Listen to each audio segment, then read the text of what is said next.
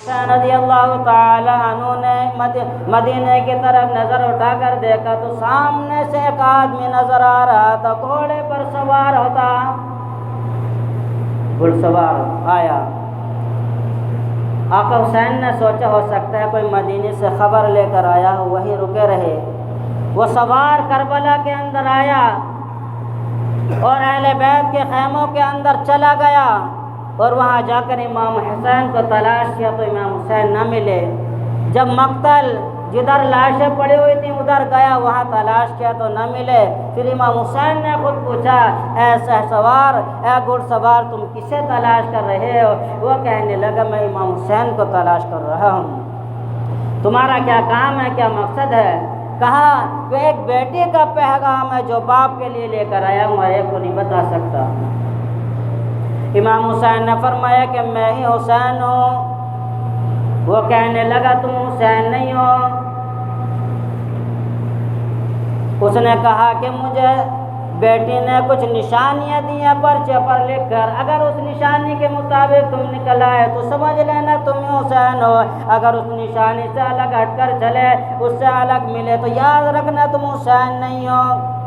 کیونکہ مدینے سے وہ بہت دور رہتا تھا، اور وہ مدینے کے اندر نبی اکرم صلی اللہ علیہ وسلم کے روضے پر حاضری دینے کے لیے آیا تھا، اور ایک بچی تھی سورہ جو اپنے نانا جان کی قبر سے لپٹ لپٹ کر رو رہی تھی، اور یہ کہہ رہی تھی، نانا جان مجھے بابا سے ملے ہوئے بہت دن ہو گئے، بابا کی بہت یاد آ رہی ہے، مجھے ایسا کوئی وظیفہ بتا دیجئے جس کی وجہ سے میں بابا کے پاس چلی جاؤں، اپنے بابا کے سینے سے جا کر لگ جاؤں۔ وہ سوار کہنے لگا، مجھے بہت ترس آیا، مجھے بہت رونا آیا، میں نے اپنی بیوی کو اس کے پاس بھیجا اور اس نے اپنی داستان سنائی، اور میں آپ کو اس کی خبر آپ کے پاس لے کر آیا ہوں۔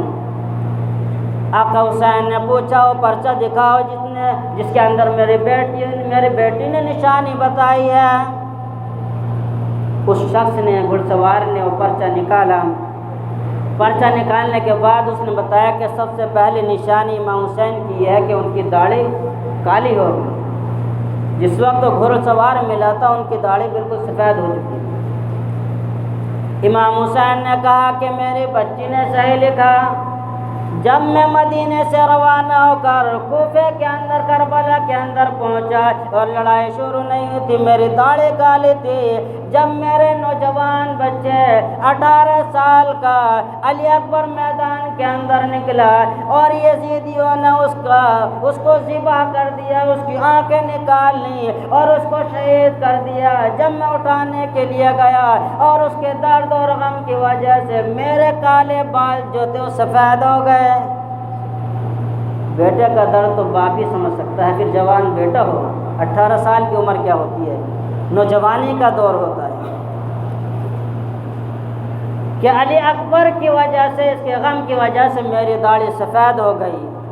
آقا حسین نے پوچھا، دوسری نشانی بتائیے۔ وہ کہنے لگا، دوسری نشانی یہ تھی کہ اس کے کپڑے سفید ہوں گے، امام حسین کے کپڑے سفید ہوں گے اور آپ کے کپڑے لال ہیں۔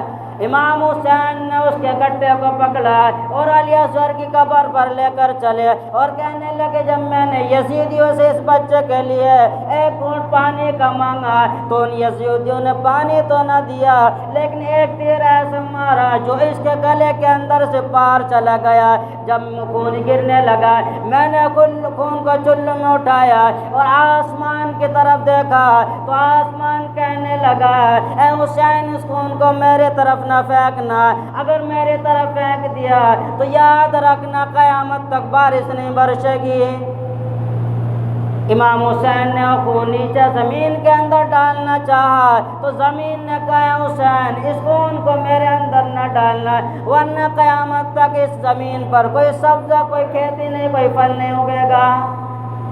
امام حسین نے فرمایا کہ میں نے وہ سارا کا سارا خون اپنے بدن پر، اپنے کپڑوں پر لپیٹ لیا، جس کی وجہ سے جو ہے میرے کپڑے لال ہو گئے۔ آقا حسین نے کہا، تیسری نشانی بتا۔ اس نے کہا تیسری نشانی یہ ہوگی جب امام حسین چلیں گے تو ان کی چال کے اندر علی شیر خدا کا انداز نظر آئے گا، آپ مجھے چل کر دکھا دیجئے۔ امام حسین تھوڑے سے چلے اور چلنے کے بعد چکرانے لگے اور ادھر ادھر ڈولنے لگے، گرنے کے قریب ہوئے تو شہ سوار نے پکڑ لیا اور کہنے لگا یہ نشانی علی شیر خدا کی آپ کے اندر نہیں پائی جاتی۔ امام حسین رضی اللہ تعالیٰ عنہ نے اس کا ہاتھ پکڑا اور غازی عباس کے پاس لے گئے، جس کے دونوں بازو کٹے ہوئے تھے، جس کے جسم پر 70 سے زیادہ زخم آئے تھے، خون بہہ رہا تھا۔ فرمایا کہ جب اس کو یزیدیوں نے شہید کیا، اس کے گردن کو تن سے جدا کیا، جب میں اس کو اٹھانے کے لیے گیا تو میری طاقت نے جواب دے دیا، میری کمر ٹوٹ گئی، میری ہمت پست ہو گئی، اب میں لرزہ کھانے لگا، اب وہ طاقت نہیں رہی۔ غازی عباس کے غم میں میری طاقت بھی ختم ہو چکی ہے۔ اس سوار نے کہا کہ آپ ہی حسین ہیں؟ انہوں نے کہا میں ہی حسین ہوں۔ اس کے پاس 2 گٹھری تھی، ایک چھوٹی گٹھری ایک بڑی گٹھری۔ اس نے پہلی گٹھری کو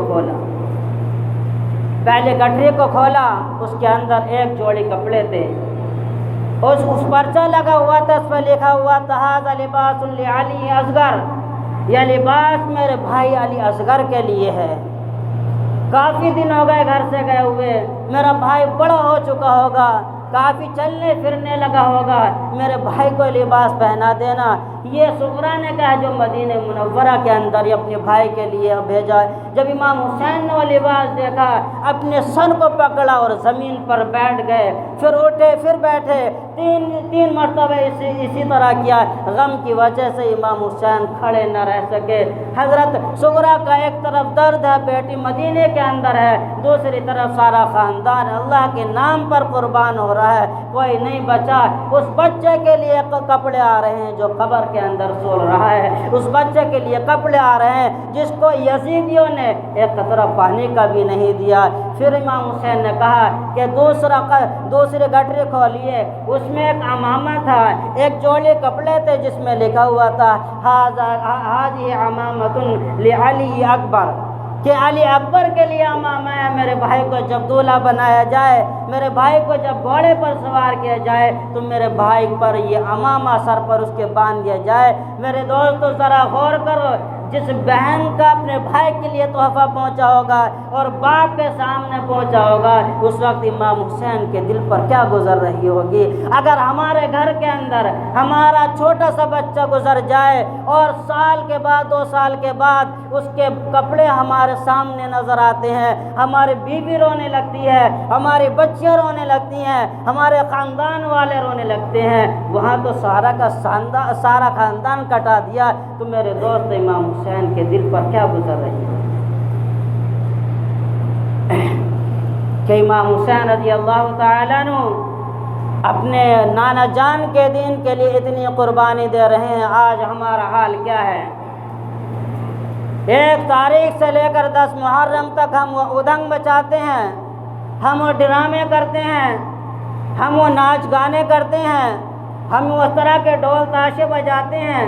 بتائیے جب امام حسین کربلا میں لڑ رہے تھے اور نانا جان پریشان حال تھے، بابا جان پریشان حال تھی، فاطمہ پریشان حال تھی، 3 دن کے پیاسے تھے، اپنے چھوٹے چھوٹے بچوں کو ذبح کر رہے تھے، وہ تو اپنے خون کو بہا رہے تھے۔ آج ہم ڈھول تاشوں پہ لگے پڑے ہیں، کیا ہم حسینی ہو سکتے ہیں؟ بھائی ڈھول تاشے کوئی ایسا آدمی ہے جو اپنے ماں باپ کے مرنے پر بجاتا ہو، رشتہ دار کے مرنے پر بجاتا ہو، اپنے بھائی کے مرنے پر بجائے؟ کوئی ہے؟ کوئی مسلمان نہیں بجا سکتا۔ اگر کسی نے بجا لیا تو اس کی عزت نہیں رہے گی، جو کہ مارنا چاہتا تھا بھائی کے مرنے پر ڈھول بجا رہا ہے۔ لیکن آج ہم مسلمانوں کو شرم محسوس نہیں ہوتی کہ امام حسین شہید ہوئے، اسی دن ڈھول اور تاشے بھی بجاتے نہیں بھائی؟ میلے لگ رہے ہیں، گھومنے کے لیے جا رہے ہیں، اپنی بیٹیوں کو لے جا رہے ہیں، اپنی بہو کو لے جا رہے ہیں، اور ہر چیز سے سنگار سے اچھی طریقے سے آشائش اور آرائش کے ساتھ جا رہے ہیں، اچھے اچھے لباس پہن کر جا رہے ہیں۔ ارے وہاں تو کربلا میں لباس پہننے کے لیے بھی نہیں ملا، وہاں تو پانی پینے کے لیے بھی نہیں ملا، وہاں تو کھانا کھانے کے لیے بھی نہیں ملا۔ امت کا آج یہ حال ہے، اور امت کے نبی کے نواسوں کا وہ حال تھا۔ میرے دوستو، اگر اسی طرح ہم اللہ کے رسول صلی اللہ علیہ وسلم کی نافرمانی کرتے رہے، کل قیامت کے دن جب حوض کوثر پر ایک طرف پیارے آقا کھڑے ہوں گے، ایک طرف علی کھڑے ہوں گے، ایک طرف فاطمہ کھڑی ہوں گی، ایک طرف حسن کھڑے ہوں گے، ایک طرف حسین کھڑے ہوں گے، ایک طرف علی اکبر، ایک طرف علی اصغر، ایک طرف عباس، ایک طرف اون بن محمد، اور ایک طرف جو ہے کربلا کے شہداء کھڑے ہوں گے، اور اس وقت پوچھ لیا گیا، او میرے نانا جان کی امت، تم 10 محرم کو ڈھول بجاتے تھے، تم 10 محرم کو تاشے بجاتے تھے، تم کھیلتے تھے، کودتے تھے اور ناچا کرتے تھے، تم اچھی طرح آشائش اور عائش کے ساتھ سجاوٹ کے ساتھ جا کر میلوں میں گھوما کرتے تھے، کیا میرے نبی کی یہی تعلیم ہے؟ تو میرے دوست بتاؤ وہاں کیا جواب دو گے؟ وہاں کیا جواب دو گے؟ اس دن سے ڈرو جس دن ہمیں پیش ہونا ہے۔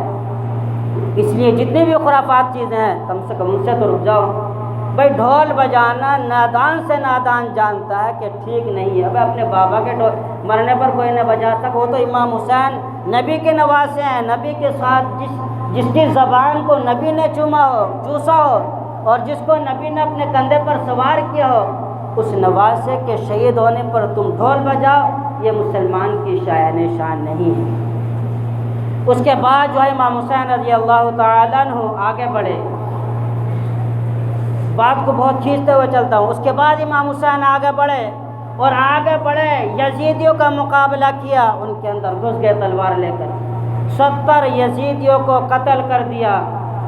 جب یزیدیوں نے دیکھا امام حسین قابو میں آنے والے نہیں ہیں، بڑی جرأت والے، بڑی بہادری والے ہیں، تو ان لوگوں نے کیا کام کیا؟ چالاکی سے ایک سے کہا کہ تم اذان پڑھ دو۔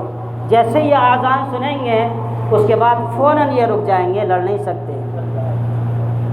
دیکھیے دشمن نے کیا چال چلی۔ ایک آدمی اذان پڑھنے کے لیے کھڑا ہوا، ادھر امام حسین نے اپنی تلوار کو روکا، جیسے ہی اپنی تلوار کو روکا یزیدیوں نے فوراً جو ہے تیروں کی برسات کر دی، تیر برسا دیے۔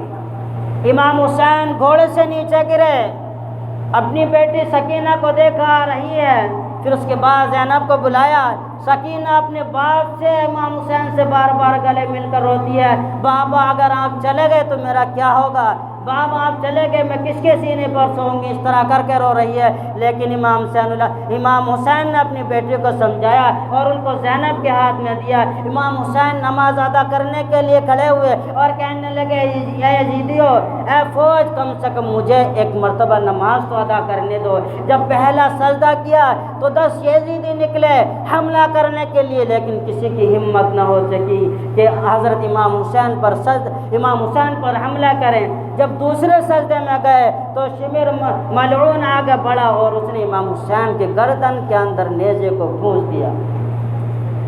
جب امام حسین کے گردن میں نیزہ گیا تو امام حسین نے اپنے زمین کو حکم دیا، زمین تھوڑی نیچی ہو جا، کہیں ایسا نہ ہو زینب بھی دیکھ رہی ہے، سکینہ بھی دیکھ رہی ہے، میری بیٹیاں دیکھ رہی ہیں، کہیں ایسا نہ ہو وہ گھبرا نہ جائیں۔ جب زمین نیچے گئی تو زینب نے زمین کو ٹھوکر مار کر کہا، اے زمین تو اوپر اٹھ جا، آج میں اپنے بھائی کی معراج دیکھنا چاہتی ہوں، اپنے بھائی کی شہادت دیکھنا چاہتی ہوں۔ میرے دوستو، کیسے وہ لوگ تھے جو اپنے بھائی کو دین پر مارنا مروانا گوارا کیا کرتے تھے، لیکن آج ہم لوگ اپنے بچوں کو نماز پڑھنا بھی گوارا نہیں کرتے۔